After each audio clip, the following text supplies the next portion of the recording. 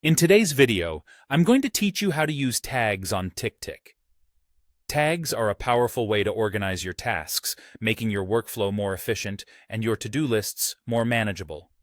By the end of this guide, you'll not only know how to enable tags, but also how to effectively add them to your tasks using different methods.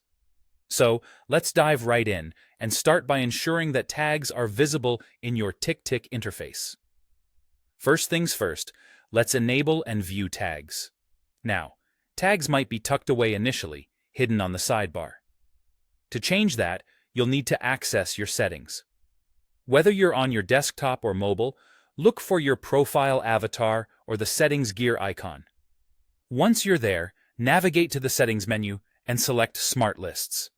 Here, you want to make sure that the tags option is set to Show. With this feature enabled, a dedicated tags section will appear on your main sidebar, conveniently located below your smart lists like Today and Next 7 Days. This placement allows for easy access and visibility. Now that we've got that sorted, let's move on to adding tags to tasks. It's great to know that you can apply multiple tags to a single task, giving you the flexibility to categorize them in various ways.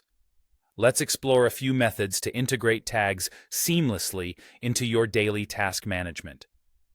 One quick way is by using the Quick Add shortcut. This method is perfect when you're in a hurry. All you need to do is type the hashtag symbol followed by your desired tag name directly into the task input field.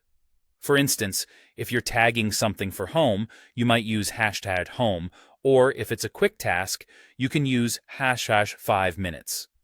This method is efficient and helps keep your task entry process streamlined. Next, let's look at the Task Details pane. This is where you'll go when you're editing a task and perhaps want to add a new tag or change its color for better visual organization.